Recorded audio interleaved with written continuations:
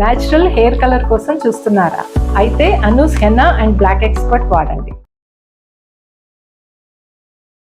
నమస్తే రమగారు. నమస్తే జయ. రమగారు, దశావతారాల గురించి ఒకసారి మాట్లాడుకుందామండి. అక్కడక్కడ మీరు ఒక్కొక్క అవతారం గురించి మనం చెప్పుకునే ఉండుంటాము. ఏకదాటిన ఒక వీడియోలో మనము తెలియచేద్దాం ప్రేక్షకులకి. మొదటిది మనము మామూలుగా ఏం చెప్పుకుంటాం అంటే కార్తీక పురాణంలో చెప్తారు, దూర్వాస మహాముని అంబరీషుణ్ణి శపించినప్పుడు నువ్వు గౌరవించలేదు కాబట్టి 10 జన్మలు ఎత్తుపో అని చెప్పినట్టు ఆ 10 జన్మల్ని భగవంతుడే శిరసావహించి అంబరీషుడి బదులు తనే ఎత్తినట్టు ఒక కథనం చెప్పబడుతుంది. అవునో కాదో తెలీదు, అదొక కథ. అయితే మనకి భగవంతుడి 10 అవతారాలు ఎట్లా కనపడతాయంటే మానవాళిని ఉద్ధరించటానికే స్వామి ఈ 10 అవతారాలు ఎత్తాడని చెప్పబడతారు. కథే అట్లాంటిది. ఇది మొదట 3 అవతారాలు విశేషమైనవి. అంటే మనకి ఈ మన సృష్టి తాలూకు అనుక్రమణిక చూసుకుంటే మొదట ఒక చిన్న జీవి, తర్వాత కొంచెం పెద్దది, ఆ తర్వాత ఇంకా పెద్ద జీవి, ఆ తర్వాత జీవులు పరిణామక్రమాన్ని చూస్తే ఈ ప్రకారము జీవ పరిణామక్రమం లాగానే భగవంతుని పరిణామక్రమం కూడా, అవతారాలు కూడా అలా కూడా అని అన్వయించుకోవచ్చు అని కూడా కొంతమంది పెద్దవాళ్ళు చెప్తారు. సులువుగా చెప్పుకోవాలంటే మొదట మత్స్యావతారం ఎత్తాడు భగవంతుడు. సృష్టి అంతంలోకి వచ్చేసింది, ప్రపంచమంతా జలమయం అయిపోతుంది, సృష్టి అంతమైపోబోతోందని తెలిసి ఈయన ఏం చేశారు, మనువుని రక్షించారు. ఈ మనువు అనేవాడు అప్పటికి ప్రభువుగా ఉన్నాడు భూమండలానికి. మనువు బ్రహ్మమానస పుత్రుల్లో ఒక వరుసగా అక్కడి నుంచి పుట్టినవాడనమాట. అయితే ఈ మనువుకి ఆయన సూర్యుడికి అర్ఘ్యం ఇస్తుంటే చేతిలో ఒక్కొక్క చిన్న చేప పిల్ల వచ్చింది, నీటిలోంచి ఇట్లా జలంలోంచి వచ్చింది. ఆయన చేప పిల్లని రక్షించమంది, నన్ను రక్షించమంటే ఆయన కమండలంలో వేశాడు. ఒక క్షణంలో అది కమండలం నిండిపోయింది. పెద్ద పాత్రలోకి మార్చాడు, పాత్ర నిండింది. ఈయన మనువు నా దగ్గర ఇంకా చాలా వైభవం ఉంది, నేను నీకు అక్కడికి మారుస్తానంటే ఇతను ఎక్కడెక్కడికి మార్చినా అన్నిటికంటే పెద్దదైపోయింది అది. ఇప్పుడు తన వైభవం అంత విలువగలది కాదని, దానిని మించినది ఇంకొకటి ఉన్నదని ఆయనకి పరతత్వ జ్ఞానం తెలిసింది. అప్పుడు ఈ జలంలో తీసినటువంటి ఈ చేపని, మత్స్యాన్ని సముద్రంలో విడిచిపెట్టాడు ఆయన. ఆ విడిచిపెట్టినప్పుడు ఆ మత్స్యం తనకి బోధించింది, సృష్టి అంతమైపోతుంది కాబట్టి ముఖ్యమైన వాటిని, ఔషధులని, మహర్షులని రక్షించు, వీటిని ఒక పడవలో పెట్టి వదిలిపెట్టు, ఉండు నువ్వు, నేను నిన్ను రక్షిస్తానని చెప్పింది. అయితే ఇప్పుడు ఈ నీళ్ళల్లోకి వెళ్ళినప్పుడు ఏమైంది, ఇప్పుడు రక్షించవలసిన వాటిల్లో వేదాలు కూడా ఉన్నాయి. ఆ వేదాలని సోమకాసురుడని ఒకడు ఆ వేదాలని సంగ్రహించి నీళ్లలో దాగి ఉన్నాడు, సముద్ర జలాల్లో. ఇప్పుడు సముద్రం లోపలికి వెళ్ళగలిగేది ఏమిటి, ఏ జంతువు, ఎవరు వెళ్ళగలుగుతారు కదా, మత్స్యమే కదా. అందుకని సముద్రాంతరాళం లోపలికి ప్రవేశించి సోమకాసురుణ్ణి సంహరించి ఆ వేదాలను తెచ్చి ఈ పడవలో వీళ్ళందరినీ, ఋషులని, ఔషధుల్ని రక్షిస్తూ వచ్చాడు కదా మనువుకి అప్పజెప్పాడు. అప్పజెప్పి ఆ పడవ మునిగిపోకుండా తరింపజేసి భూమి వైపుకి మళ్ళీ సృష్టి వైపుకి తీసుకొచ్చారనమాట. ఇది మొదటి అవతారం మత్స్య అవతారం. ఇలా అంతే మళ్ళీ సృష్టి అంతా మొదలైంది. దేవతలు దానవులు ఎవరి దారిన వాళ్ళు ఏర్పడిన తర్వాత ఈ దేవతలు దానవులు ఏమనుకున్నారు, యుద్ధాలు జరుగుతున్నాయి, మరణం అనివార్యంగా ఉంది, అమృతాన్ని పొందాలి, మరణం లేని దాన్ని పొందాలంటే ఏం చెయ్యాలి అంటే ఏమన్నారు, క్షీరసాగరాన్ని చిలకమన్నారు. అయితే దీని ముందు గాథగా ఏం చెప్తారు, లక్ష్మీదేవి వీళ్ళంతా, దేవేంద్ర వాళ్ళందరికీ ముందు వైభవం ఉంది, అదంతా సముద్రంలోకి వెళ్ళిపోయింది. వారి కోసం కూడా లక్ష్మీదేవి దేవేంద్రుడి వైభవం కోసం కూడా సముద్రాన్ని చిలికించారు. అయితే అమృత మథనం ఎప్పుడు వస్తుంది, సముద్ర మథనం జరిగితేనే అమృతం వస్తుంది అని బోధింపబడి దేవతలు దానవులు ఇద్దరు కలిసి ఏం చేశారు, మందర పర్వతాన్ని కవ్వంగా చేసుకుని వాసుకుని కవ్వపు తాడుగా చేసి వాసుకి అనే మహాసర్పాన్ని ఈ పాల సముద్రాన్ని చిలకటం మొదలుపెట్టారు, క్షీర సముద్రం అదే. అయితే ఎప్పుడైతే ఈ పాలకడల్ని చిలకటం మొదలుపెట్టారో మందర పర్వతం మహాబరువు, అది దిగిపోతోంది నీళ్ళల్లోకి. అందరూ దేవతలు ఆక్రోశించారు, ఏదో నువ్వు చెప్పావని మొదలుపెట్టాం, ఇది మునిగిపోతుంది, ఇప్పుడు ఏం చేయమంటే అప్పుడు మహావిష్ణువు ఏం చేశాడు, ఆ మందర పర్వతాన్ని లేపి ఉంచటానికి వీలుగా మహాకూర్మావతారాన్ని ధరించి ఆ మందర పర్వతం కిందకి వెళ్ళిపోయి తన మీద మందర పర్వతాన్ని నిలబెట్టి ఈ దేవతలు, ఈ పాలకడల్ని దేవతలు దానవులు చిలకటానికి ఉపయోగపడ్డాడు. ఆయన వీపు మీద, ఎందుకంటే మందరము వీపు అంటే దాన్ని ఏమంటారు, కూర్మంతాలకు వీపు అతి గట్టిగా ఉంటుంది. అవును. తన వీపు మీద మందర పర్వతం పెట్టినా ఏం అవ్వదు. అంటే చిలికేదాన్ని ఆయన మీద అంతే పెట్టించుకుంటే కదా. అక్కడ కుదురు. అది కవ్వం అనుకుంటే కనుక కవ్వం కింద కుదురుగా తను ఉన్నాడనమాట. అప్పుడు పాలకడల్ని బాగా చిలికేసరికల్లా అందులోంచి లక్ష్మీదేవి వచ్చింది. ముందు హాలాహలం వస్తే పరమేశ్వరుని ప్రార్థించి హాలాహలాన్ని ఆయనకు అర్పిస్తే ఆయన ఏం చేశాడు, అది తీసి ఒక గోలిగా చేసి కంఠంలో పెట్టుకున్నాడు. శితికంఠుడు, నీలకంఠుడు, గరళకంఠుడు అయ్యాడు పరమేశ్వరుడు. తర్వాత వచ్చిన లక్ష్మీదేవిని విష్ణుమూర్తి స్వీకరించుకున్నాడు. తర్వాత లక్ష్మీదేవి తర్వాత చంద్రుడు వచ్చాడు. కల్పవృక్షము, కామధేనువు, అప్సరసలు, శంఖాలు, నవనిధులు, ఎన్నో వజ్రాలు, ముత్యాలు పుట్టినాయి, ఆల్చిప్పలు పుట్టినాయి, శంఖాలు పుట్టినాయి. అవన్నీ పుట్టగా చివరికి ధన్వంతరి వచ్చాడు. ధన్వంతరి అమృత పాత్రని పుచ్చుకొని వచ్చాడు. ఈ అమృత పాత్రని మాకనే దేవతలు దానవులు లాక్కోకుండా మళ్ళా ఈ విష్ణుమూర్తి అవతారాలలో ఒకటిగా చెప్పబడని జగన్మోహిని స్వరూపాన్ని, ఒక తాత్కాలిక స్వరూపాన్ని పొంది, అవతారమే దశావతారాల్లో చెప్పబడదు కానీ ఈ కూర్మావతారం తర్వాత మనకి జగన్మోహినే కనపడుతుంది. దేవతల్ని దానవల్ని 2 వరుసల్లో కూర్చోబెట్టి వాళ్ళని తన మన్మోహన శక్తితోటి వశపరుచుకుని దేవతలకి మాత్రమే అమృతాన్ని పంచారు. ఈ అమృతం పంచడం అయిపోయాక 2 అవతారాలు అయినాయి. ఆ తర్వాత ఏం జరిగింది, మత్స్యం కూర్మం తర్వాత వరాహావతారం. ఈ వరాహావతారానికి ముందు ఏం జరిగింది, సనక సనందన సనత్ కుమార సనత్ సుజాతులని చెప్పబడేటువంటి బ్రహ్మమానస పుత్రులైన 4 ఋషులు విష్ణుమూర్తిని చూడడానికి వచ్చారు. ద్వారపాలకులుగా ఉన్న జయ విజయులు వాళ్ళని ఒప్పుకోలే. మిమ్మల్ని స్వామివారి ఏకాంతంలో ఉన్నారు, మాకు కుదరదనేసరికల్లా మేము బ్రహ్మమానస పుత్రులం, పైగా ఇంత బాలురుగా ఉంటారట వాళ్ళు. ఎవరు? జయ విజయులు కాదు, సనక సనందనాథులు ఋషులు 4 బాలురు చిన్న పిల్లలుగా ఉంటారు.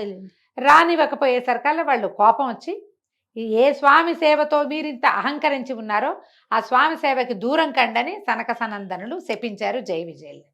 వీళ్ళు పరమ దుఃఖంతో విష్ణువు పాదాలు పట్టుకున్నారు.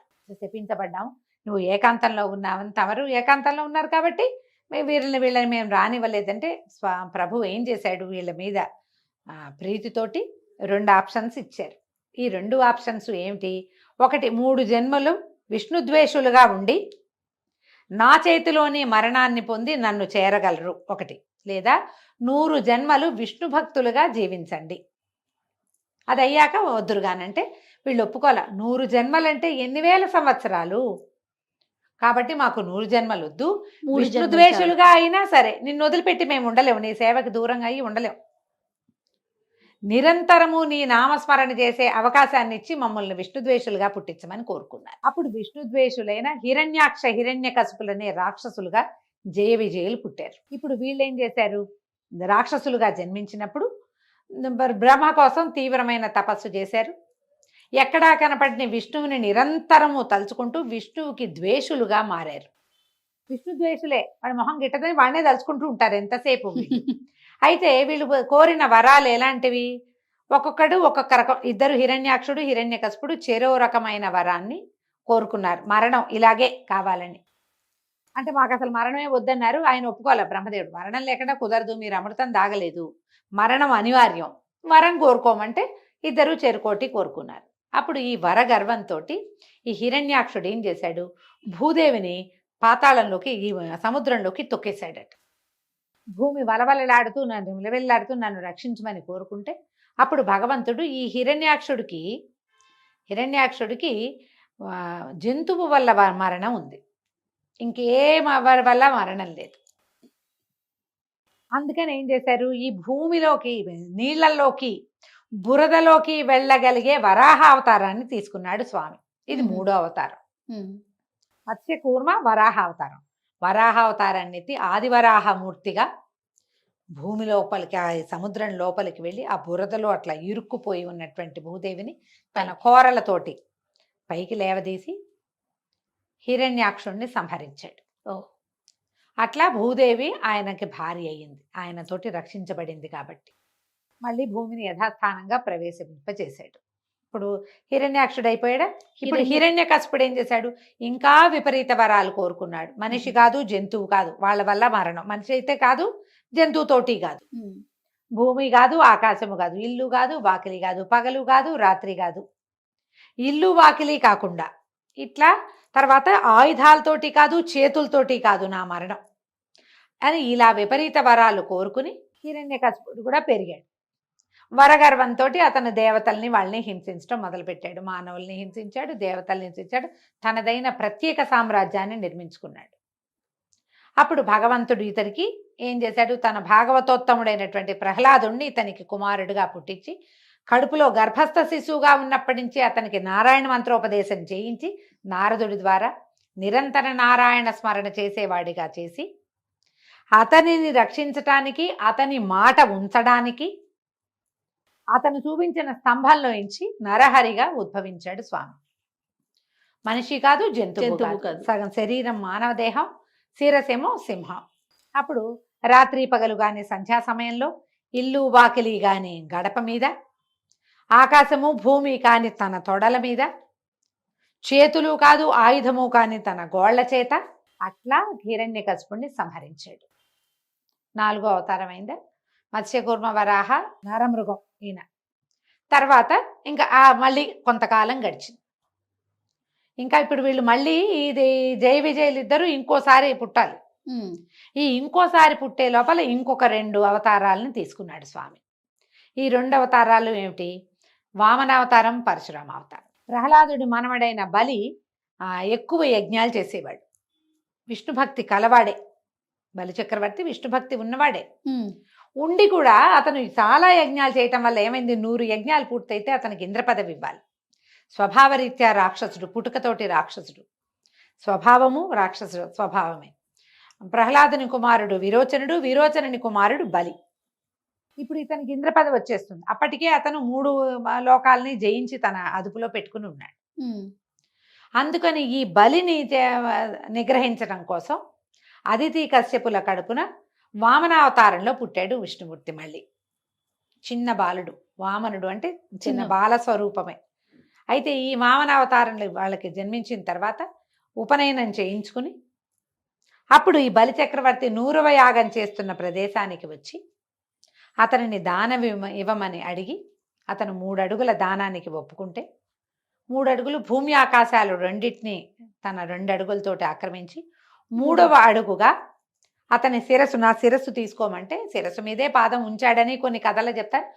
భాగవతంలో అట్లా ప్రత్యేకంగా శిరస్సుకి తొక్కేశాడని కాకుండా అతని శిరస్సుని తను స్వాధీనం చేసుకున్నాడనమాట.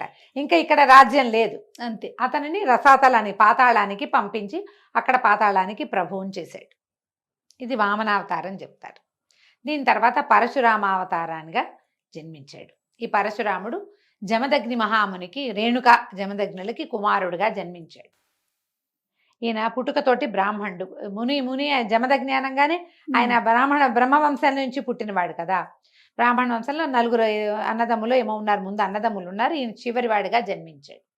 జన్మిస్తే ఈయన తండ్రిని ఈ కార్తవీర్యార్జునుడు అనే రాజు అవమానించాడు.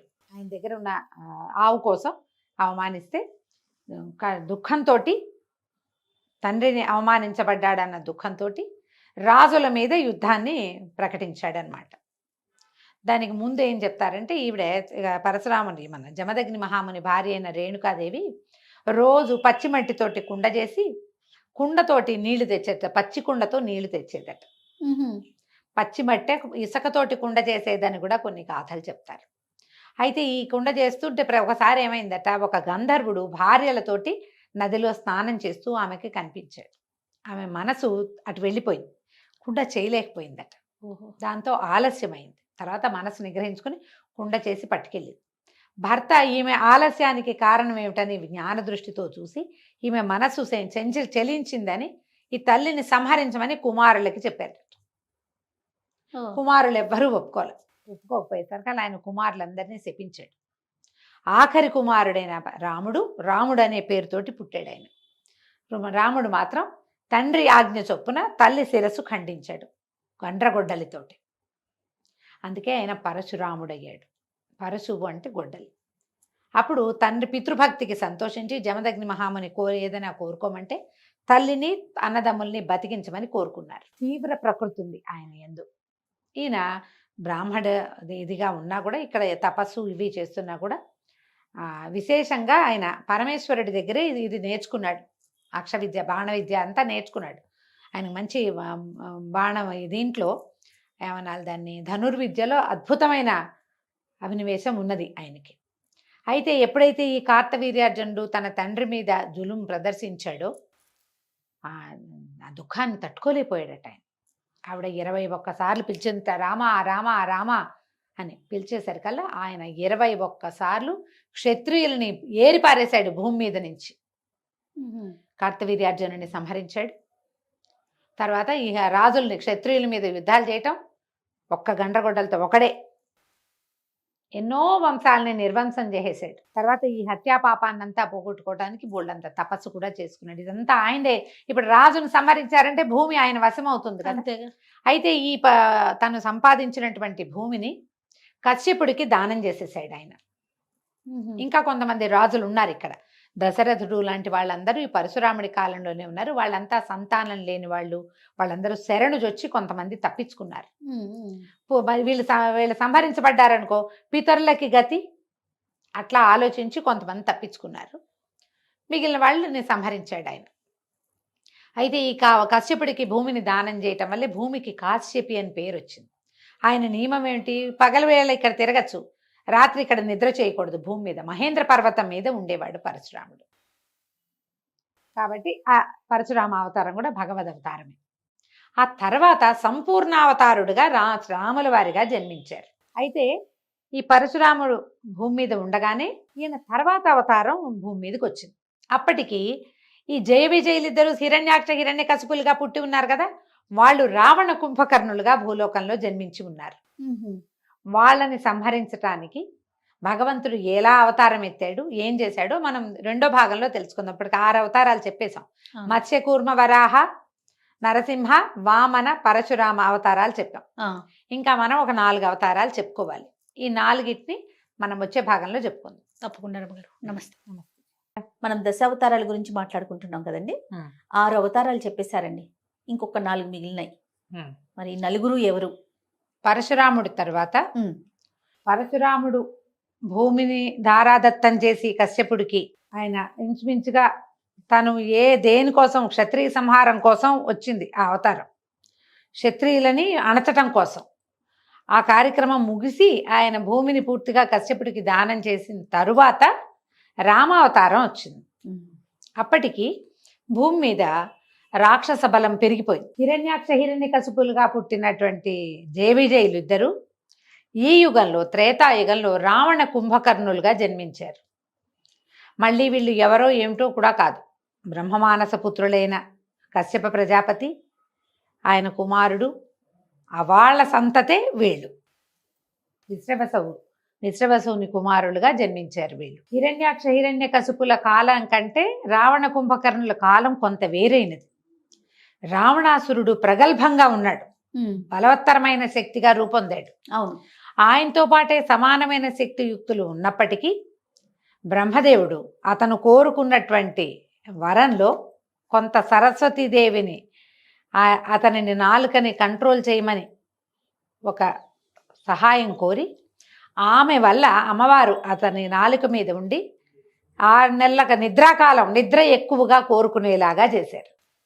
రావణాసురుడికి ఉన్న వరాలు గొప్పవే, కుంభకర్ణుడు నిద్రావరాన్ని కోరుకునేలాగా చేసేసరికల్లా ఈ ఇద్దరు సమానంగా ఉండాలి. హిరణ్యాక్ష హిరణ్యకశిపులు ఎంత సమానంగా ఉన్నారో అంతే సమానంగా వీళ్ళిద్దరు కూడా ఉండాలి.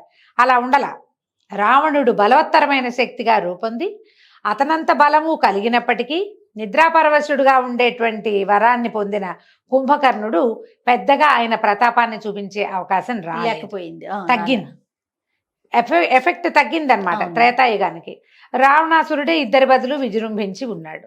ఇతనికి వేదాంగాలు చదువుకున్నవాడు, సంగీతజ్ఞుడు, అపరిమితమైన శివభక్తి కలిగిన వాడు, శివపూజా దురంధరుడు. వీటితో పాటుగా స్త్రీలోలుడు, ఆ వాక్యం కూడా అతనికి తోడైంది. మన కాలం అయితే విమనైజింగ్ అని చెప్తాం. అవతల వాళ్ళ ఇష్టానిష్టాలతోటి ప్రమేయం లేకుండా స్త్రీలని చెరబట్టడం ఆయన ప్రవృత్తిగా కనపడుతుంది. మిగిలినవన్నీ అద్భుతమైన లక్షణాలు. చాలా తపస్శాలి ఆయన. రావణాసురుడు చాలా గొప్పవాడు. అమోఘ వరాలు పొంది ఉన్నాడు బ్రహ్మ నుంచి. ఎవ్వరి వల్ల మరణం లేకుండా నరవానరులు తప్ప, ఇట్లా చెట్ల మీద వాటి మీద తిరిగే జాతి నరులు, వీళ్ళు బలహీనులని ఆయన ఉద్దేశం అంతే. మిగిలిన ఎవ్వరి నుంచి వరం లేకుండా దేవతలు, దేవజాతులు ఉన్నాయి కదా, దేవ గంధర్వ కిన్నర కింపురుషాదులు యక్షులు బోల్డంత మంది ఉన్నారు. వాళ్ళలో ఎవ్వరి వల్ల ఆయనకి మరణం లేదు అతనికి. ఆ సమయంలో ఈ దేవతలందరూ బ్రహ్మదేవుడికి చెప్పారట, మన రావణాసురుడితో చాలా ఇబ్బందిగా ఉంది, ఆర్యావర్తం అంతా అతని దీంతో నిండిపోయి ఉంది, జనస్థానం అంతా రాక్షసులు, తర్వాత ఏమో ఈ మన దండకారణ్యం అంతా రాక్షసులు, వాళ్ళు అక్కడ ఋషులందరూ చేరేది అక్కడ, వీళ్ళని తపస్సులు చేసుకొనివ్వటం లేదు, ఏం చేయాలి? అప్పుడు విష్ణుమూర్తి వీళ్ళకి సహాయం చెప్పాడు. భూలోకంలో దశరథ మహారాజు పుత్ర సంతానం కోసం వాంఛలో ఉన్నాడు. వీళ్ళు సూర్యవంశీయులు, దశరథుడు అప్రమేయ పరాక్రమం కలిగిన వాడు, తర్వాత ఏమో ఆయన వంశం చాలా గొప్పది, ఆయనకి సంతానం కావాలి, ఆ సంతానంగా నేను జన్మిస్తాను. ఈ సహాయం చేయటం కోసం నాతో ఉండేటువంటి నలుగురు, శేషుడు శంఖచక్రాదులు కూడా నాతో జన్మిస్తారు, నా అంశలతోటి, 4 అంశలతోటి నేను అక్కడ జన్మిస్తా. ఈ దేవతలందరూ కూడా అప్సరసలతో కలిసి ఇక వానరులని, లాంగూలములు అంటే యమనాలి కోతులు, కొండముచ్చులు, తర్వాత ఏమో మన ఎలుగుబంట్లు, ఈ 3 జాతులని సృష్టించండి సహాయం చేయటానికి అని ఆజ్ఞ ఇచ్చారని చెప్తారు. ఒక్క కథనం తెలియజేయబడుతుంది.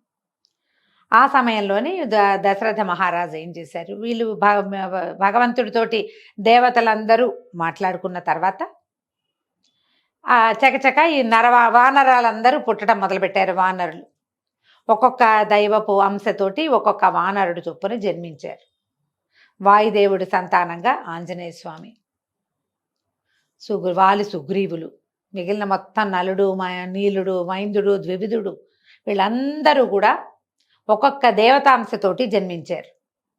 వాళ్ళది ఒక ప్రత్యేక సామ్రాజ్యం ఏర్పడి ఉన్నది. అప్పుడు దశరథ మహారాజు ఏం చేశారట, పుత్రకామేష్టి యాగం చేశారు. ఆ పుత్రకామేష్టికి ఒక ప్రత్యేకమైన విధానము, అది అందరూ చేస్తే ఫలించదు, దానికోసమని ఆయన ప్రత్యేకంగా ఋషిని తీసుకొచ్చారు. ఋష్యశృంగ మహామునిని తీసుకొచ్చుకుని ఆయనతోటి ఈ యజ్ఞం చేయించారు. అశ్వమేధము చేశారు ముందు, తర్వాత పుత్రకామేష్టి కూడా చేస్తే, ఆ పుత్రకామేష్టి యాగంలో యాగం పూర్తయిన తర్వాత ఒక దైవం, ఒక ఆయన దీనిలో యజ్ఞపురుషుడు బయటకు వచ్చి వీరికి పాయసాన్ని ఇచ్చాడు దశరథ మహారాజుకి. ఆ పాయసాన్ని 4 భాగాలు చేసి సగభాగం ఒక ఆవిడికి, అందులో సగం ఇంకొక ఆవిడికి, మిగిలిన దాంట్లో సగం మళ్ళీ వెనక్కి అలా పంచి 3 భార్యల యందు పాయసాన్ని 4 భాగాలుగా పంచారు దశరథ మహారాజు. ఆ పంచబడిన పాయసంలోని ప్రథమ భాగం సగభాగానికి రాముల వారు అట్లా జన్మించారనమాట. శ్రీరాముడు, లక్ష్మణ, భరత, శత్రుఘ్నులు. లక్ష్మణుడు శత్రుఘ్నుడు 2 భాగాలు సుమిత్రాదేవికి ఇవ్వడం వల్ల ఆమెకి కవలలు జన్మించారు, 2 కుమారులు. కైకేయి దేవికి భరతుడు జన్మించాడు. ఈ 4 కుమారులు చక్కగా పెరిగారు. పెరుగుతూ ఉండగా విశ్వామిత్ర మహాముని వచ్చారు. వీళ్ళకి ఏంటంటే దశరథ మహారాజుకి రఘువంశానికి కులగురువు వశిష్ఠులు. మొట్టమొదటి రాజుల నుంచి తర్వాత చివరి రాజుల వరకు ఎప్పుడూ ఆయనే కులగురువుగా ఉన్నారు. అయితే విశ్వామిత్ర మహాముని వచ్చి, మేము ఒక యజ్ఞం చేసుకుంటున్నాం, ఆ యజ్ఞానికి చాలా ఇబ్బంది కలుగుతోంది, కాబట్టి యాగరక్షణ కోసం నీ కుమారులని పంపించమని అడిగి రాముణ్ణి, అతనికి తోడుగా ఎప్పుడూ కలిసే ఉండేటువంటి లక్ష్మణుడిని, వాళ్ళిద్దరిని విడదీయలేం. రాముడు రామానుజుడు అనమాట. రామానుజు అంటే రామానుజం అంటే తమ్ముడు, రామానుజులు అంటే లక్ష్మణ స్వామి. భరతుడు శత్రుఘ్నుడు కూడా రాముడు తమ్ముళ్ళే, కానీ ఈయనే రామానుజుడుగా ప్రఖ్యాతుడు అనమాట. లక్ష్మణుడే. రామలక్ష్మణులు ఇద్దరిని వెంబడి పెట్టుకుని తీసుకువెళ్ళి ఈయన పరిపూర్ణ మానవావతారుడుగా జన్మించాడు ఇక్కడ. ఎందుకంటే ఈ రావణాసురుడు కేవలము మానవుల చేతిలో మాత్రమే మరణాన్ని పొందేటువంటి వరాన్ని పొంది ఉన్నాడు. ఎక్కడా తన భగవద్ అంశని కానీ భగవత్ విభూతిని కానీ చూపించలేదు రాముల వారు. మొదటి పుట్టిన రోజు దగ్గర నుంచి, తొలి రోజు నుంచి సరయూ నది ప్రవేశం చేసే వరకు సాధారణంగా మానవులు ఎలా ఉండాలో చూపించారు, మానవులకి ఎలాంటి భావోద్వేగాలు ఉండొచ్చు అదే చూపించారు. వేరేదేం చేయాల ఆయన. నన్ను దశరథాత్మజుడుగా తెలుసుకోండి అని చెప్పారు. దశరథాత్మజుడుగానే ఉన్నారు. మొదటిసారి వెళ్ళినప్పుడు విశ్వామిత్రుడి వల్ల ఈయన బల అతి బల అని 2 పెద్ద విద్యలు నేర్చుకున్నారు. ఆకలి దప్పులు ఉండవు. ఎన్నో అస్త్రాలు శస్త్రాలు ఎన్నో నేర్చుకున్నారు. విశ్వామిత్రుడు వీళ్ళకి కులగురువు వశిష్ఠులైతే విశ్వామిత్రుడు ఈయనకి విద్యాగురువుగా పరిణమించి ఎన్ని రకాలో చెప్పారు. వీళ్ళ వంశం గురించిన కథలు అన్నీ చెప్తూ ఈయనతోటి రాక్షస సంహారం చేయిస్తూ వెళ్ళారు. తాటకను సంహరింపజేశారు. తాటక సంహారం చాలా పెద్దది. అప్పటికైనా చిన్నవాడు, 13-14 సంవత్సరాల నూనూగు మీసాలవాడు అనకూడదు, పసివాడు కానీ చెప్పాలి రాముల వారిని. ఇవన్నీ వరుసగా చేయిస్తూ చివరికి తమ యాగరక్షణలో మారీచు సుబాహుల్లో సుబాహుడు సంహరించి సుబాహుడు మరణించాడు. మారీచుడు జీవించే ఉన్నాడు. దెబ్బ తగిలి సముద్రం దగ్గర పడిపోయాడు. ఆ మారీచుడు కాలాంతరంలో మళ్ళీ వచ్చాడు.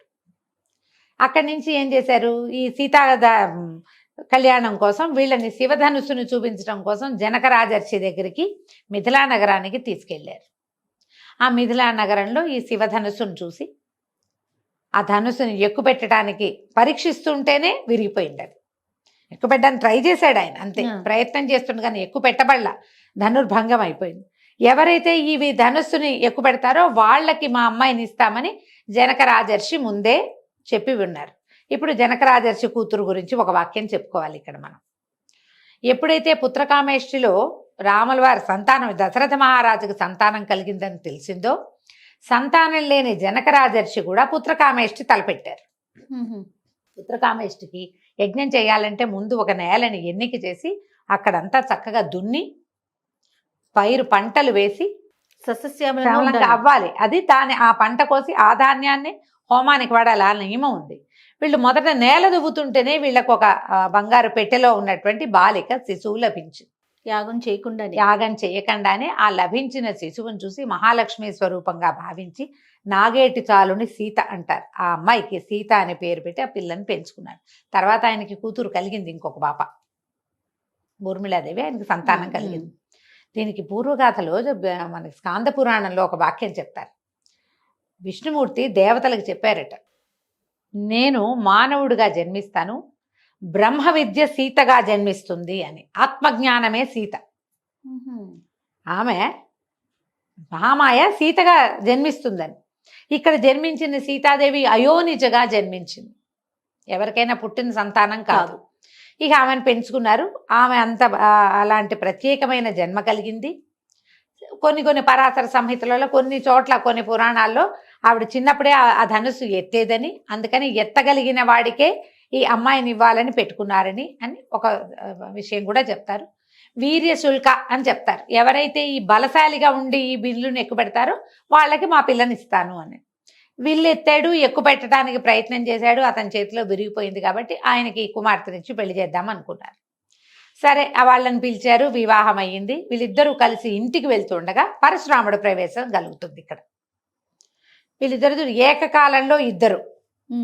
ఈయన పరిపూర్ణ స్వరూపుడు, పరిపూర్ణ విష్ణు స్వరూపుడు రాములు వారు, అంశాస్వరూపుడు పరశురాముడు. ఆయన వచ్చి కనపడ్డాడు.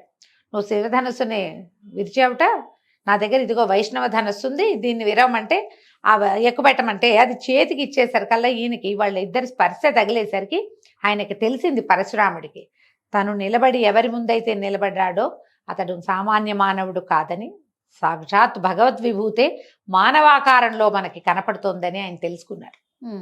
తెలుసుకుని నన్ను క్షమించమని వేడుకుని ఈ ఎక్కుపెట్టిన బాణాలని తన తపలోకాల మీద వేసేయమని నమస్కారం చేసి వెళ్ళిపోయారు.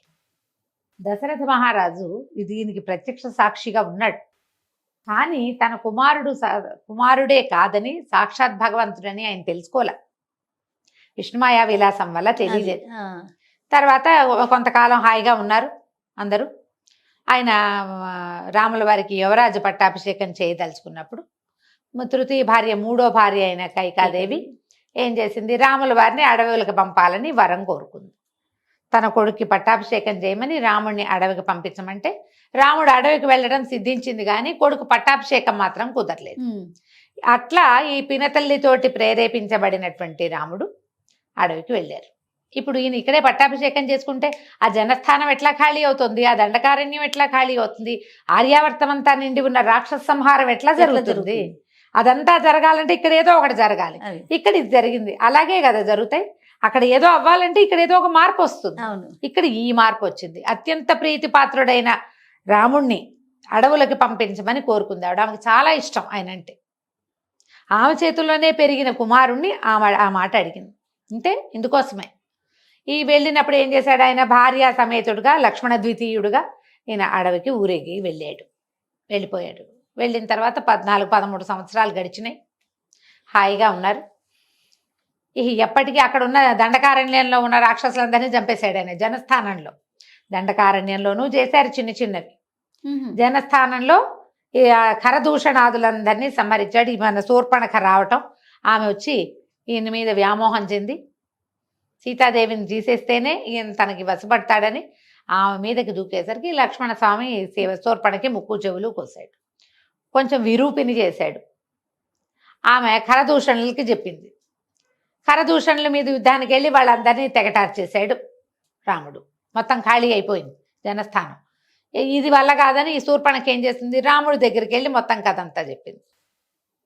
రావణాసురుడి దగ్గరికి వెళ్ళి, ఇక్కడ వీళ్ళ దగ్గర మహాసౌందర్యవత అయిన స్త్రీ ఉందని, నీలాంటి వాడి పక్కన ఉండాలి, మానవుడి పక్కన ఉందని అతన్ని కొంచెం ముందుకు చేసి ఇక్కడికి వచ్చేలాగా చేసి, ఆయన సరాసరి అయితే రాముడు లక్ష్మణుడు ఉండగా ఆమెను తీసుకెళ్ళలేమని మారీచుడిని ప్రేరేపించి, మారీచుడు చెప్పాడు, నువ్వు రాముడిని ఏం చేయలేవు, రామో విగ్రహవాన్ ధర్మ అని చెప్తాడు మారీచుడు. చిన్న బాలుడుగా ఉన్నప్పుడే నన్ను అక్కడ కొట్టి ఇక్కడ పడేశాడు. ఇప్పుడు కూడా వాళ్ళు మనము ఋషుల వేషాల్లో తిరుగుతున్నారు. భయం వేసింది నాకు అతన్ని చూస్తే. మళ్ళీ పారిపోయాను నేను. అతన్ని గెలవలేవు నువ్వు, నీ వల్ల కాదంటే ఆయన భయపెట్టి బెదిరించి మారీచుడితోటి బంగారు లేడి వేషం వేయించాడు.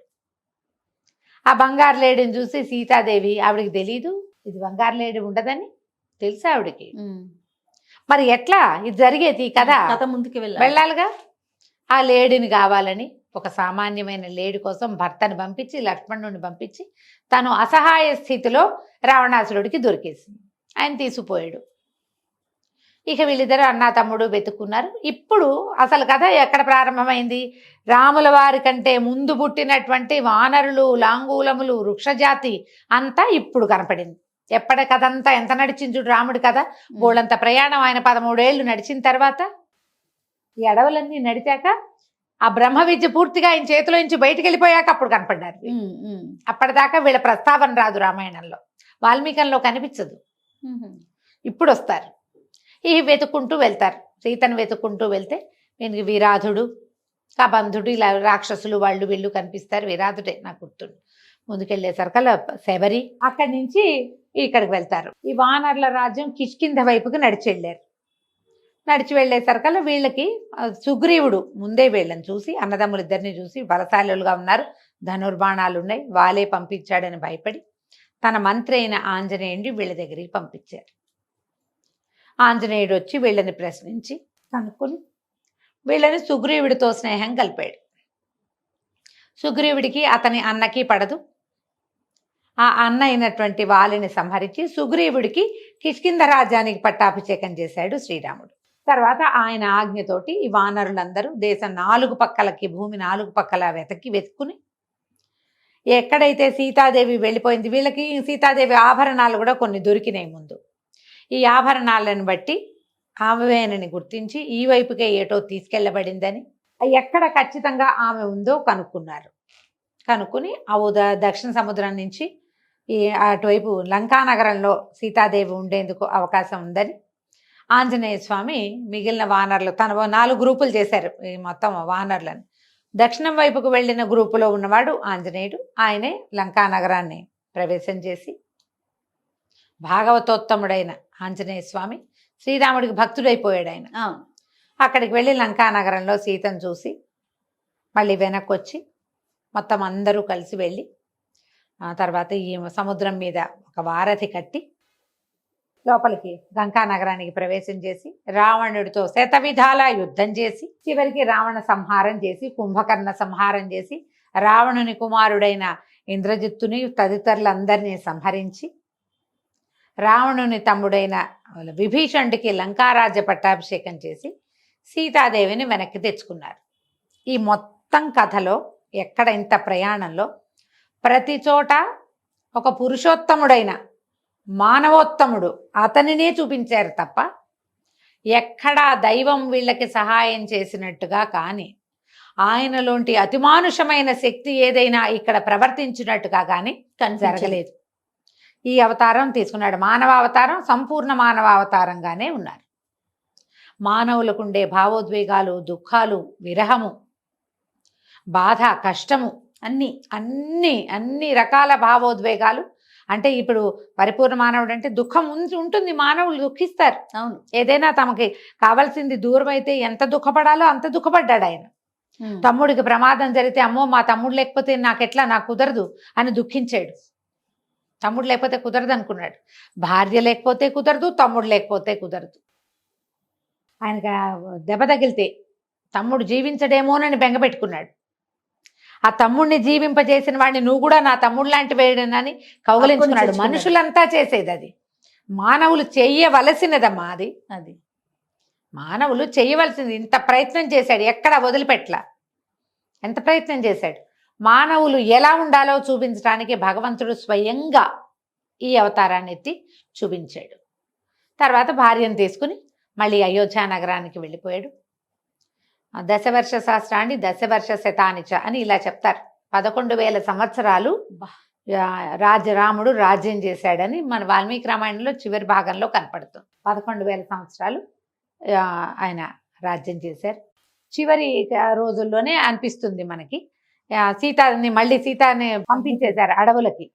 మొదటేమో మనకి రావణాసురుడి దగ్గర ఉన్నప్పుడేమో అగ్ని ప్రవేశం చేయించి అగ్నిపునీత సీతను తెచ్చుకున్నారు. మళ్ళీ ఆమె గర్భవతి అయిన తర్వాత, గర్భవతి అయ్యాక ఇక ఆమెను తనతో ఉంచుకోకూడదని భావించి ఆమెను అడవులకు పంపించారు. ఆ అడవుల్లో సంతానాన్ని కన్న తర్వాత సంతానాన్ని తీసుకున్న ఆమె మళ్ళీ ఇంకా అయోధ్య నగర ప్రవేశం చేయటానికి ఇష్టపడక ఏ భూమిలోంచి తను జన్మించిందో ఆ భూమిలోకి వెళ్ళిపోయి ఆవిడ వెళ్ళిపోయింది వైకుంఠానికి. లక్ష్మీదేవి వెళ్ళిపోయింది.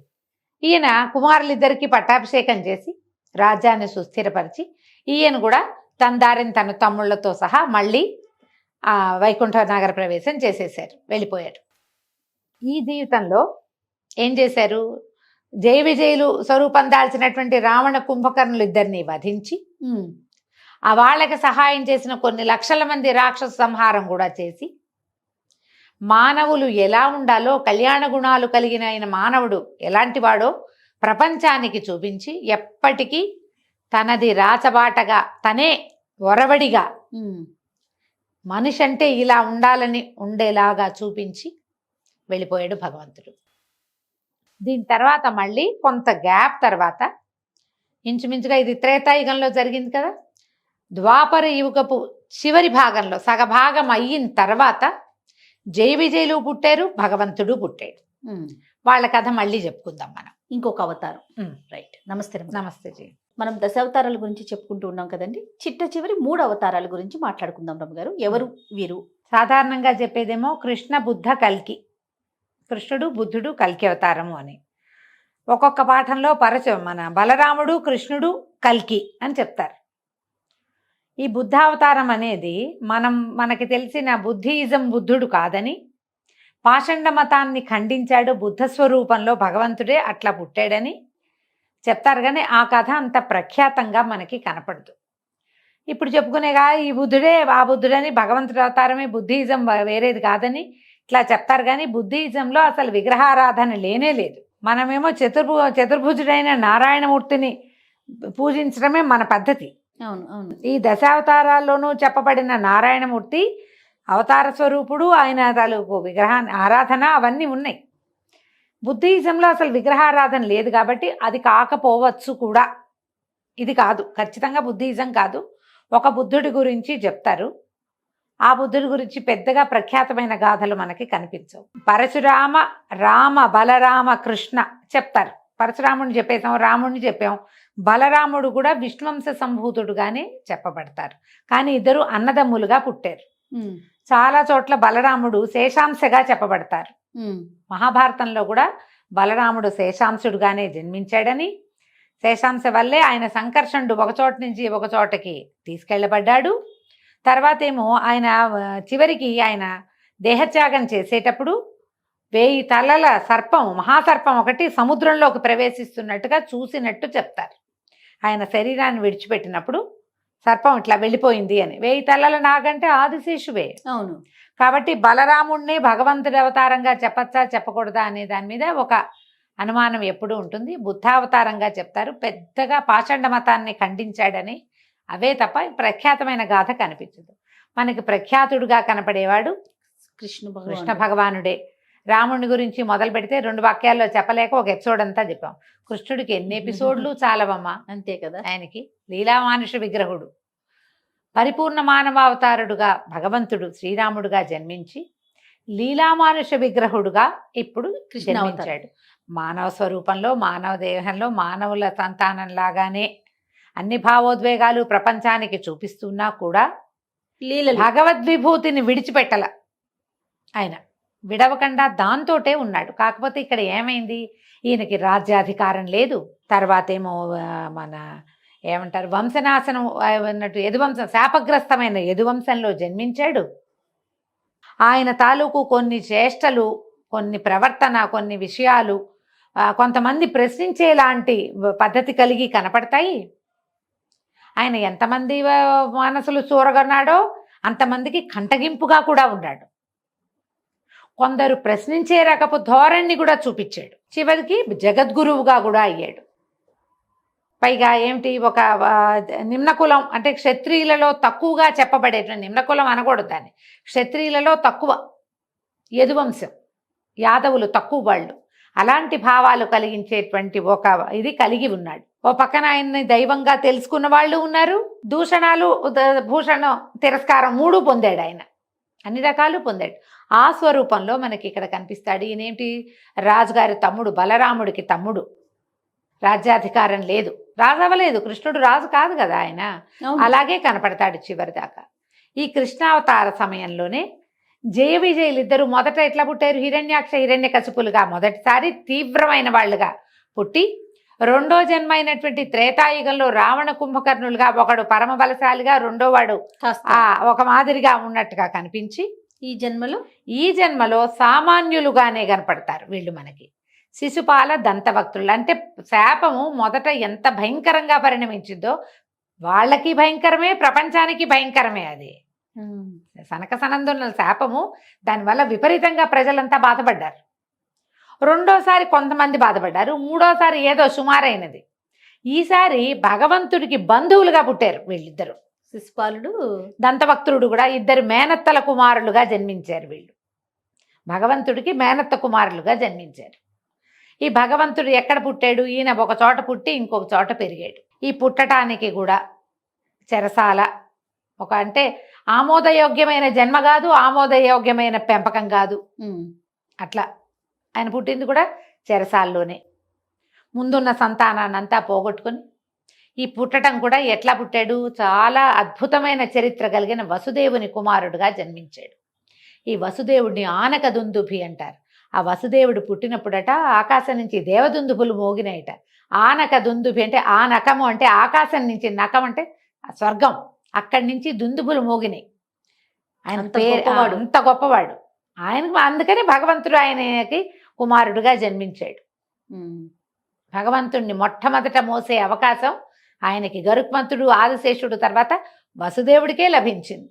పుట్టిన మరుక్షణం మోసాడు. మరి విశేషం కాదా? మరి అలాంటి విశేషమైన జన్మ కలిగిన వసుదేవుడికి వాళ్ళు కొంతమంది 3-4 అన్నదమ్ములు, 5-6 ఆడపిల్లలు. వాళ్ళు ఆ 5-6 ఆడపిల్లల్లో ఒక ఆవిడ పాండవుల తల్లి అయినటువంటి కుంతి, వసుదేవుడు అప్పచెల్లెలు.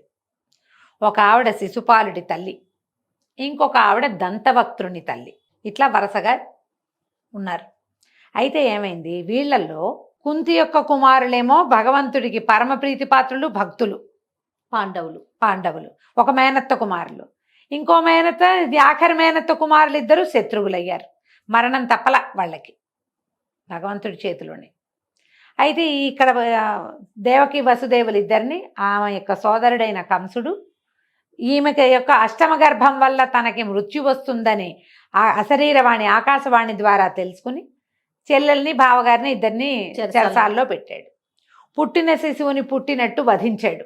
ఆ 6వ శిశువు 7వ శిశువు దగ్గరికి వచ్చేసరికల్లా ఎప్పుడైతే శిశువు పడంగానే వీళ్ళకి ఒక ఆజ్ఞ వచ్చింది, ఈ శిశువుని తరలించాలి అని. ఎట్లా తరలించారు? పుట్టాక కాకుండా గర్భాన్నే తరలించారు. మొట్టమొదట ఆ గర్భాన్ని వసుదేవునికి ఇంకొక భార్య అయినటువంటి రోహిణీదేవి గర్భానికి ఇక్కడ నుంచి తీసి ఆ గర్భాన్ని ఆమె యందు ప్రవేశపెట్టింది మాయ. యోగమాయాదేవి చేసింది ఆ పని. శిశువు కడుపులో ఉండేదాన్ని కూడా మాయనే అంటారు. అవును కదా. ఆ మాయని ఇక్కడి నుంచి ఉన్న శిశువుని ఈమె గర్భం నుంచి ఆమె గర్భంలోకి మార్చి దేవికి 7వ గర్భం గర్భపాతమైందని ప్రచారం జరిగింది. పాతం అవల సంకర్షణ చేయబడి ఆయన ఇక్కడి నుంచి లాగబడి అక్కడ ప్రవేశపెట్టబడి ఇక్కడి నుంచి వెళ్ళిపోయాడు, బయటికి వేరే చోటకి తరలించబడ్డాడు.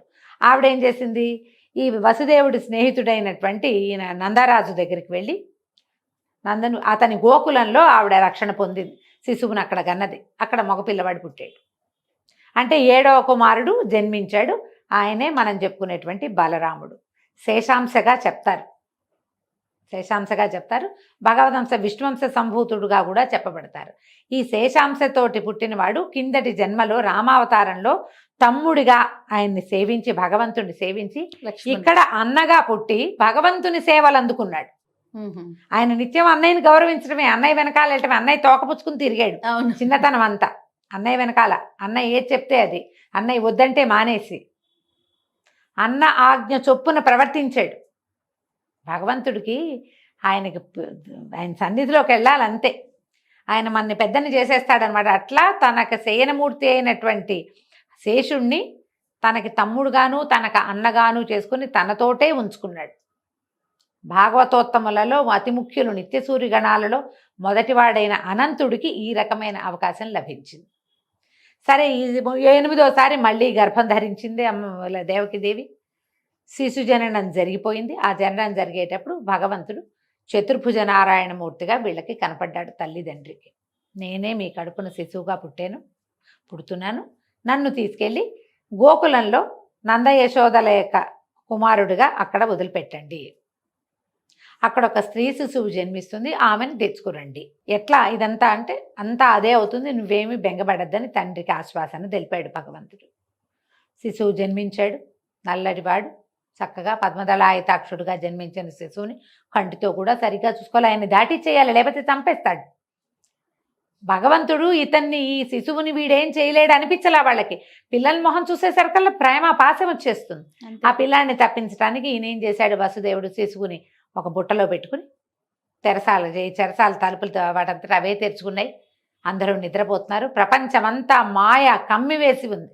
ఆ మాయలో కేవలం వసుదేవుడు ఒక్కడే ఈ భగవద్బాలకుడైన శ్రీకృష్ణమూర్తిని ఎత్తుకుని తీసుకుపోయి యమునని రాత్రిపూట దాటించి వెళ్ళి నందుడి ఇంట్లో యశోద పక్కన శయనింపజేసి ఆ శిశువుని అక్కడ ఉన్న ఆడపిల్లని ఎత్తుకుని తీసుకొచ్చేసాడు వెనక్కి. తీసుకొస్తే అక్కడ ఎవరు పుట్టారు? ఏ యోగమాయ అయితే మొదట 7వ గర్భాన్ని తీసి రోహిణి గర్భంలో ప్రవేశపెట్టిందో ఆ మాయే ఇక్కడ స్త్రీ శిశువుగా జన్మించి ఉంది. ఆ యోగమాయని తీసుకొచ్చారు. ఇంటి లోపలికి రాగానే కేవ్వుమని ఏడ్చింది పిల్లని. 1 నిమిషం చూడనివ్వలా, అమ్మా నాన్నని చూడనివ్వలేదు ఆమె. ఏడ్చింది. వెంటనే ఇది జరిగిపోవాలి. ఈ పిల్లని చూసుకుని వీళ్ళు సంతోషపడే లోపల హుటాహుటిన పరిగెత్తుకుంటూ వచ్చేసాడు కంసుడు. వచ్చాకేమింది, ఇది ఆడపిల్ల, మగపిల్లాడైతే నిన్ను చంపేవాడు, ఆడపిల్ల నిన్నేం చేస్తుంది అని చెల్లెలు బతిమలాడినా దీన్ని సంహరించాల్సిందే. 8వ గర్భమే నాకు శత్రువని ఆ గర్భస్థ శిశువుని గాల్లోకి విసిరాడు. ఆయన నేలకేసి కొడదాం అనుకున్నాడు, ఎత్తి విసిరాడు. విసిరితే ఏమైంది, విసిరంగానే ఆవిడ మహాశక్తిగా పరిణమించి అక్కడ కనపడింది. 8 చేతులతోటి ఆయుధాలు ధరించి ఆమె యోగమాయా స్వరూపం ప్రత్యక్షమైంది. దుర్గా. ఆమె ఏం చెప్పింది, ఓరి కంస, నాతో నేను సంహరించడానికి పుట్టినవాడు నాతోటే పుట్టి ఇంకో చోట పెరుగుతున్నాడు, నీ మృత్యువు తప్పదు అని చెప్పి మాయమైపోయింది. శిశువు లేదు, అమ్మవారు లేదు. ఈయన నిర్ఘాంతపోయాడు. మా చావు తప్పదు. ఇక అక్కడి నుంచి ఈయన మొదలుపెట్టాడు. తన తాలూకు స్నేహితులందరినీ పిలిచాడు. ఈయన కాలనేమి అనే రాక్షసాంశతో జన్మించిన వాడు కంసుడు. ఆయనలోంచి ఆ రాక్షస ప్రవృత్తి బయటకు వచ్చేసింది. తను తప్ప ఇంకొకడు లేదు, వాడెవరిని బతకనివ్వకూడదు. ఎప్పటి నుంచో తనకు అనుచరులుగా ఉన్న రాక్షసులందరినీ దారిలోకి దింపాడు. ఎక్కడ ఇప్పుడే పుట్టిన శిశువు ఉందో ఆ శిశువుని చంపండి. వీళ్ళని చెరసాల నుంచి బయటపడేలా కుమారుడిని తప్పించారని తెలిసిపోయింది కదా. ఈ అక్క చెల్లెల్ని బావగారిని బయటికి రానివల్ల వాళ్ళు చెరసాల్లోనే ఉన్నారు. ఈయన రాక్షసుల్ని ఊళ్ళ మీదకి పంపకం చేశాడు. వెతుక్కుంటూ ఇక ఎక్కడ ఉన్నాడు ఇలాంటి ఒక శిశువు అని వెతుకుతూ ఒక్కొక్కళ్ళు ఒక్కొక్క చోటకు వెళ్ళి చంటి పిల్లల్ని చంపేశారు కొంతమంది.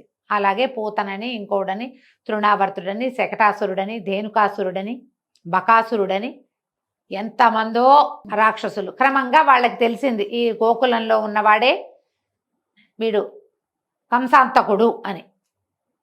ఇతనే. క్రమంగా ఏం చేశారు, ఇక ఇక్కడికి రావడం మొదలుపెట్టారు. ఈ వచ్చిన వాళ్ళని వచ్చినట్టు పొట్టన పెట్టుకున్నాడు స్వామి. ఎవరు వస్తే వాళ్ళని చంపేయటమే. వాళ్ళకి ఈ సంహారము వాళ్ళకేమనిపించేది, ఈ పల్లెలో ఉన్న వాళ్ళందరికీ గోకులంలో ఏదో ప్రమాదం తప్పింది అనుకునేవాళ్ళు. అంతేగాని ఈ శిశు రూపంలో మన మధ్యలో తిరుగుతున్న ఈ నల్లటి పద్మదళాయతాక్షుడుగా ఉన్న పిల్లవాడు కొంటెవాడే ఇంత పని చేస్తున్నాడని వాళ్ళకి తెలియదు. పిచ్చి అల్లరి చేసేవాడు, హైపర్ యాక్టివ్, అమిత అల్లరి చేసి వీళ్ళకి ఏంటంటే ఎప్పటికీ మర్చిపోలేని జ్ఞాపకాలుగా ఉండేలాగా తనని చూపించుకున్నాడు వాళ్ళకి. ఆ మట్టిలో పొరలాడి, మట్టి తిని, వెన్న తిని, పాలు తాగి, దొంగతనాలు చేసి, కోతి పనులు చేసి, అల్లరి చేసి, వీడిని భరించలేము, వీడిని వదిలిపెట్టి ఉండలేము లాంటి స్థితికి వాళ్ళందరినీ తెచ్చాడు. పిల్లని భరించలేరు, కానీ ఆ పిల్లవాళ్ళైతే క్షణం బతకలేరు. వీళ్ళు ఉంటారుగా పిల్లలు అట్లా. ఆ ఒక పిల్లవాడు ఒక్కింట్లో ఉంటాడు, అక్కడ ఉన్న 100 ఇళ్లలో అతను అట్లా ఉన్నాడు. ఒక్కొక్కరు క్రమంగా అతనిలోని ఉన్న దివ్యత్వాన్ని వాళ్ళు చూడడం మొదలుపెట్టారు. ఈ గోవర్ధనోద్ధరణమని, కాళీమర్దనమని ఇవన్నీ విశేషమైన క్రియలుగా ఉన్నా కూడా కృష్ణుణ్ణి వాళ్ళు తమలో ఒకడిగానే చూశారు. ఆయన్ని అతిమానుష శిశువుగా తెలుసుకునేవాళ్ళు అయినా కూడా ఆ వ్యామోహాన్ని, ఆ మమత్వాన్ని వాళ్ళు వదిలిపెట్టుకోలేకపోయారు. వాళ్ళతో పాటే కలిసి ఉన్నాడు. క్రమంగా ఇతడే దేవకి శిశువు, దేవకి యొక్క కుమారుడు అనేది ప్రపంచానికి వెల్లడైపోయింది. అప్పుడు ఈయన ఏం చేశాడు, కంసుడు ఏదో యజ్ఞం చేస్తూ ఈయన్ని పిలిచాడు. ఇప్పుడు చూడు, రామావతారంలోనూ రాక్షస సంహారం చేశాడు భగవంతుడు. కృష్ణావతారంలో చిన్నతనం ఆయన పుట్టినదాదిగా పెద్దవాడయ్యే వరకు రాక్షస సంహారం చేస్తూనే ఉన్నాడు. ఒక్క దశకు వచ్చాక మానేశాడు, అయిపోయింది, అక్కడికి ఆపాక ఇక రాక్షసులు అయిపోయారు. ఇక మానవ సంహారంలోకి దిగాడు. ధర్మ పరిరక్షణ కోసం వాళ్ళందరినీ, రాక్షసుల్ని తీసేయటమే కాకుండా భూమి మీద ఉన్న వాళ్ళని, ద్వాపర యుగంలో రాక్షసుల సంఖ్య తక్కువ. ఆ తక్కువ ఉన్న వాళ్ళందరినీ మనవాడే పొట్టం పెట్టుకున్నాడు, ఏరిపారేశాడు, ఎక్కడ ఉండనివ్వకుండా. వీళ్ళ అంశలతో జన్మించిన వాళ్ళని కూడా పట్టుకున్నాడు. కాలనేమి అంశతో పుట్టిన కంసుణ్ణి సంహరించాడు. కంసుడి మామగారైన జరాసంధుడికి తన చేతిలో మరణం లేదు కాబట్టి జరాసంధుడిని చంపగలిగిన వాడిని జీవోత్తముడుగా నిర్ణయించి భీముణ్ణి, అతన్ని తన మేనత్త కొడుకుని చేసుకుని వాళ్లతో వెళ్లేందుకు అవకాశం తీసుకుని అతనితోటి సంహరింపజేశాడు. విశేషం కదా ఇది. ఈ కథ ఎక్కడ మొదలైంది? కంసుడి మామ, ఆ మామను చంపటానికి భీముడు, ఆ భీముడు మళ్ళీ ఈయన మేనత్త కొడుకులతో స్నేహం లేదు, వాళ్ళిద్దరితో శత్రుత్వం ఉంది, కానీ స్నేహం ఉంచుకోవటం కోసం వీళ్ళతోటి కత్తు కలిపాడు వీళ్ళతో పాటు. అందుకని ఏం చేశాడు, తనతో పాటు పుట్టవలసినటువంటి నరుడుగా చెప్పబడే అర్జునుని కూడా మేనత్త కుమారుడుగానే వీళ్ళతోటే జన్మింపజేశాడు. భగవద్లీలా విలాసం ఎలా ఉంటుందో చూడు. భీముడు ఒక్క చోట కూడా కృష్ణుడి మాట జవదాటనట్టుగా కనపడుతుంది. అర్జునుడైనా ఒక చోట 2 చోట్ల కృష్ణుడికి వ్యతిరేకించాడు. భీముడు ఎక్కడ ఆయన చెప్పినట్టు చేశాడు. ఆయన ఏం చెప్తే అది చేశాడు. 2 సార్లు కృష్ణుడే భీముడిని డైరెక్ట్ చేశాడు సంహారం విషయంలో. ఈ జరాసంధుడిని సంహరించేటప్పుడు జరాసంధుడిని ఇట్లా చీల్చి పడేసేవాడట, మళ్ళీ అతుక్కునేది ఆయన శరీరం. అతని పుటకట్లాంటిది 2 భాగాలుగా. ఒక మామిడి పండుని జరాసంధుడి తండ్రికి ఒక ఋషి ఇస్తే ఆయన 2 భాగాలు చేసి 2 భార్యలకి ఇచ్చాడట సంతానం కోసం. 2 ముక్కలుగా పుట్టిందట శిశువు. ఆవిడకో ముక్క, ఈవిడకో ముక్క. ఆ 2 ముక్కల్ని ప్రాణం లేదని పారేశారట, బయట విసర్జించారు మరుభూమిలో. అట్నుంచి వెళ్తున్న జర అనే ఒక రాక్షసి 2 ముక్కలుగా ఉన్న శిశువుని కలిపిందట. కలపంగానే జీవం వచ్చింది. అందుకని జర చేత సంధింపబడిన వాడు జరాసంధుడు. రాక్షసి వల్ల జీవనాన్ని పొందాడు అతను. అతను కూడా భగవంతుడికి వ్యతిరేకిగానే ఉన్నాడు. ఇతనితోటే స్నేహం చేశాడు శిశుపాలుడు. జరాసంధుడు శిశుపాలుడు స్నేహితులు. ఈ జరాసంధుడిని ముక్కలు చేసి పక్కన పడేస్తుంటే కృష్ణుడు ఏం చేశాడట, ఒక తృణాన్ని దీన్ని గడ్డిపరకని చీల్చి ఇట్లా వేసి చూపించాడు ఆపోజిట్గా. అప్పుడు ఈ 2 ముక్కలుగా చీల్చబడిన జరాసంధుడిని అటు ఇటు వేసేసరికి మరణించాడు. ఇది ఒకటి. మళ్ళా దుర్యోధనోపాలంభం జరిగినప్పుడు ఒక దశలో భీముడే తగ్గి దుర్యోధనుడే పెరిగినట్టుగా కూడా కనపడింది. అప్పుడు కృష్ణుడే తొడని చూపించాడని చెప్తారు ఒక కథనం. దుర్యోధనుడిని జయించాలంటే తొడ మీద కొట్టాలి. నిజానికి అది యుద్ధనీతి కాదు, చాలా తప్పు. నడువుకి కింద భాగంలో కొట్టకూడదు. కానీ ఒక అధర్మపరుడైన వాడిని జయించడం, భూమి మీద నుంచి తీసేయటానికి భగవంతుడు కూడా ఈ మార్గాన్ని అనుసరించాడు. అది చూపిస్తారు. ఈ 2 సార్లు భీముడు కృష్ణుడు చెప్పినట్టు చేశాడు. భీముడిది ఏ తప్పు లేదు, భగవంతుడు చూపించిన మార్గాన్ని అనుసరించాడు అంతే. జీవోత్తముడుగా చెప్తారు భీముడిని. ఈ ఉత్తమత్వము ఈయనకున్నట్టు అర్జునుడికి లేదు. ఒక సందర్భాల్లో కొన్నిసార్లు ఆయన తిరగబడ్డాడు కృష్ణుడి మీద, ఎక్కువ కాదు కానీ జరిగింది అట్లా. ఈ పెరిగిన క్రమంలో ఈ శ్రీకృష్ణుడు కంసుడిని సంహరించాడు. తర్వాత వాళ్ళ అమ్మని నాన్నని చేరుకున్నాడు. ఎంతమందినో కన్యల్ని వివాహం చేసుకున్నాడు. తనని వలసి వచ్చిన రుక్మిణీదేవిని చేసుకున్నాడు. తనకి వారి సంతానాన్ని ఇస్తామని కూతుర్లను తీసుకొచ్చిన వాళ్ళని చేసుకున్నాడు. మేనత్త కూతురుని పెళ్లి చేసుకున్నాడు. ఈయన బాలుడుగా ఉండగానే ఈ మేనత్తకి కుమారుడు ఒకడు కలిగాడు, శిశుపాలుడు. అతనికట 3 కళ్ళు 4 చేతులు 5 కాళ్ళు అట్లా వికృత రూపంగా పుట్టాడట శిశువు, మొహం మీద కన్నుతోటి. ఇట్లా పుట్టాడని ఆవిడ దుఃఖిస్తే కార్తాంతికులు ఏం చెప్పారంటే, ఎవరైనా ఒక వ్యక్తి చేయి తగిలితే ఇతను మామూలు కావచ్చు, కానీ ఎవరు ఎత్తుకుంటే ఎవరి చేయి తగిలితే ఇతను పిల్లవాడు నార్మల్ అవుతాడో, ఈ వికృతత్వం పోతుందో అతని చేతిలోనే ఈ పిల్లవాడికి మరణం ఉంటుంది అని. అందుకని ఆవిడ ఏం చేసిందట, అందరినీ రావించి ఊళ్ళో ఉన్న వాళ్ళని బంధువుల్ని అందరికీ పిల్లవాడిని చేతిలో పెట్టేది. అందరూ పిల్లాడిని ఎత్తుకునేవారు. ఆ పిల్లాడి రూపం మారల. శ్రీకృష్ణుడు బలరాముడు మేనత్తకి కుమారుడు కలిగాడని ఆమెను చూడ్డానికి వచ్చారు. 10-11 ఏళ్ళు ఉండుంటాయి బహుశా, అంతకంటే వయసు ఉందని చెప్పరు. అయితే ఈ పిల్లల చేతిలో కూడా మేనల్లుళ్ళ చేతిలో పెట్టింది ఆవిడ పిల్లాడిని. కృష్ణుడు ఎత్తుకోగానే క్యారం అన్నాడు పిల్లాడు. వాడి ముఖం మీద ఉన్న నేత్రం పోయింది, విపరీత స్వరూపం పోయి అందమైన రూపం వచ్చిందట. ఆమె సంతోషించింది, కానీ ఆవిడ భయం వేసింది. ఇతను రాక్షసాంతకుడు. అప్పటికే ఈయన ప్రఖ్యాతి పొంది ఉన్నాడు. 10 ఏళ్ల లోపల ఆయన ఎంతమందిని చంపేశాడు, వాడు చాలా మందిని సంహరించి ఉన్నాడు. అప్పుడు ఆమె అడిగింది, నా పిల్లవాడిని చంపద్దు, ఇట్లాంటిది ఉన్నదంటే 100 తప్పులు వీడివి భరిస్తాను నేను, మేనత్త కుమారుడు అవటం వల్ల నీకు మాటిస్తున్నాను, 100 తప్పుల వరకు వీడిని నేనేమన్ను, 100 దాటితే ఇక నాది లేదు అని చెప్పాడు. ఈ శిశుపాలుడికే రుక్మిణీదేవిని ఇవ్వాలనుకున్నారు.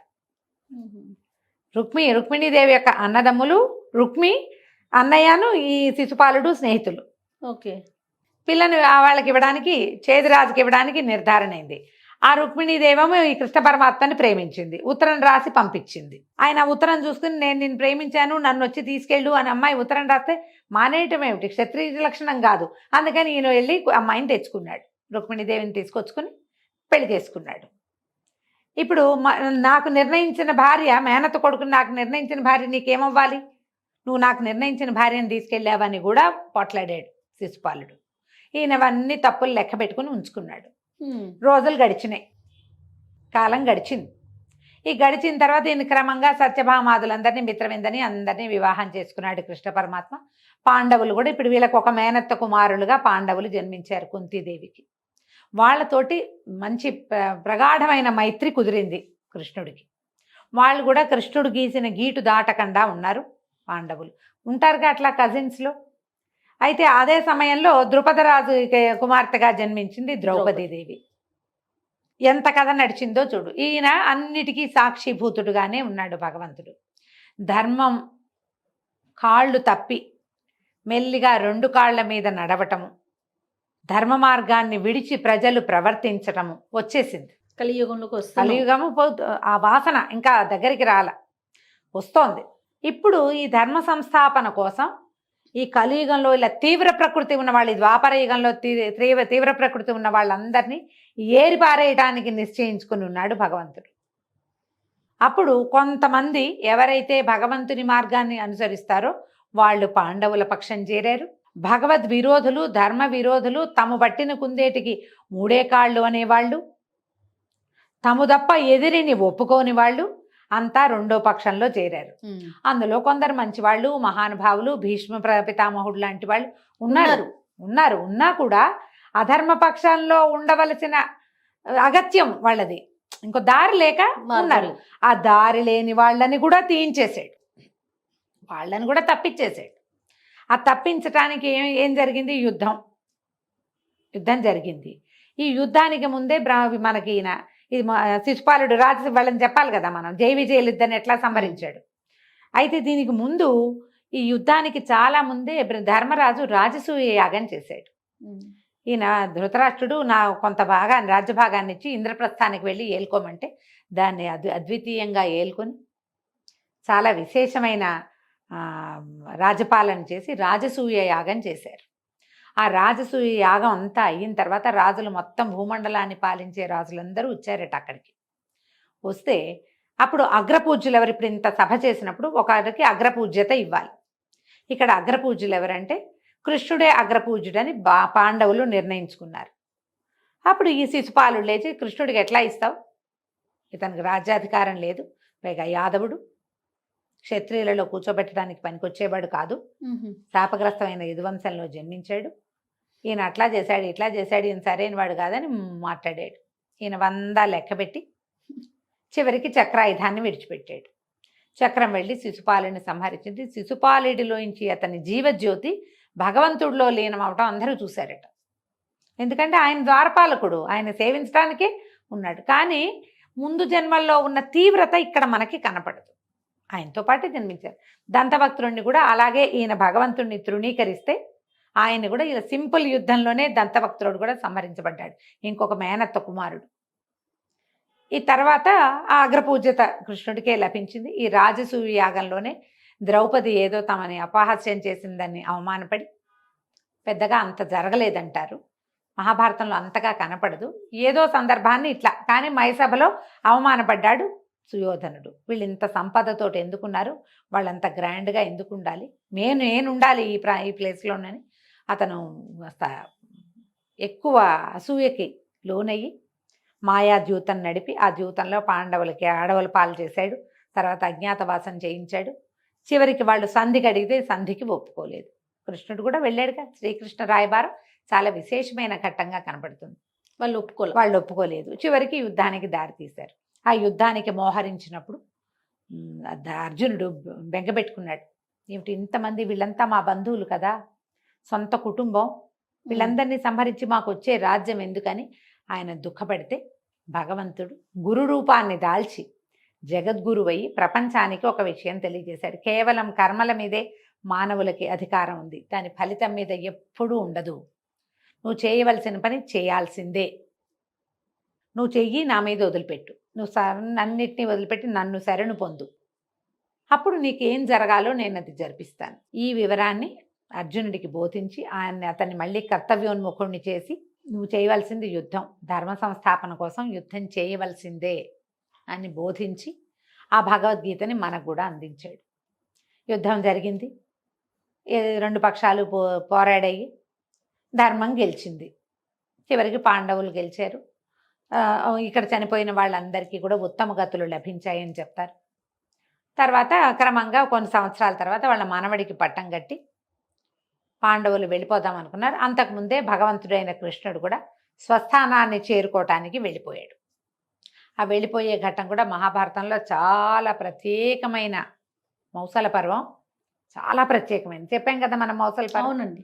ఇంతకాలం ఉండి భూమి మీద రాక్షస సంహారం చేసి ధర్మ సంస్థాపన చేసి తన విశేషమైన భగవద్విభూతిని ప్రపంచం మీదకి వదిలిపెట్టి ఆ కృష్ణ లీలలు కానీ, తర్వాత విష్ణు సహస్రనామం కానీ, భగవద్గీతని కానీ తర్వాత కాలంలో రాబోయేటువంటి కలియుగ వాసులకి అప్పచెప్పి దీన్ని ఆసరాతోటి మీరు బతకండని మనకి చెప్పి వెళ్ళాడు కృష్ణుడు. దానాసరాతోటే నడిచేటువంటి ఈ కలియుగంలో చివరికట పూర్తిగా అది మర్చిపోతారు జనం. ఇంకా మనం మర్చిపోవాలి. మనం బాగా రామాయణం చెప్పుకుంటున్నాం, అవునండి. భాగవతం చెప్పుకుంటాం, భారతం చెప్పుకుంటాం, భగవద్గీత ఈ పుస్తకాలు పుచ్చుకొని తిరుగుతున్నాం మనం. ఇది దీన్ని వదిలిపెట్టి ఇప్పుడే కొంత తగ్గింది. ఇంకా ఇంకా ఇంకా క్రమంగా దీన్ని పోగొట్టేసుకునే కాలం ఒకటి వచ్చినప్పుడు, పూర్తిగా అధర్మమే వచ్చినప్పుడు భగవంతుడు కల్కి స్వరూపంలో కనిపిస్తాడట. ఒక గుర్రం మీద వస్తాడని, శంబల అనే గ్రామంలో జన్మిస్తాడని, అప్పుడు ఈయన పూర్తిగా ఎవరైతే అధర్మపరులు ఉన్నారో వాళ్ళందరినీ సంహరించి, మ్లేచ్చులు అంటారు వీళ్ళని, అంటే దౌర్భాగ్యులుగా ఉన్న వాళ్ళందరినీ సంహరించి మళ్ళీ ధర్మ సంస్థాపన చేస్తాడని చెప్తారు. అంటే మనకు ముందు ఇలాంటి యుగాలు కొన్ని జరిగినాయి కదా, అవును.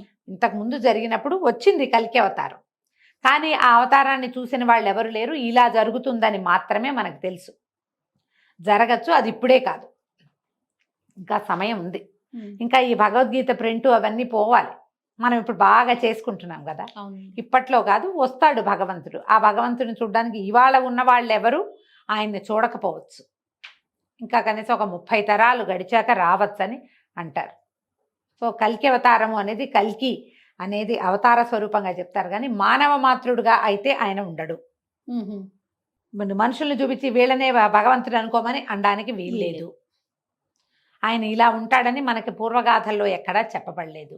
ఆయన గుర్రం మీద వస్తాడు, కత్తి పుచ్చుకుని రాక్షస సంహారం చేస్తాడు అని చెప్తారు. అధర్మ పరులని సంహరిస్తాడని మాత్రమే చెప్పబడుతుంది. ఇంకా దానికి సమయం ఉంది బహుశా. దీంతో 10 అవతారాలు పూర్తి చేసేసుకున్నాం మనం.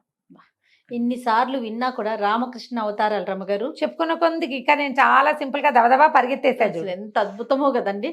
చెప్పిన కొద్దికి బాగుంటుంది. రైట్ రామ్ గారు, నమస్తే. నమస్తే.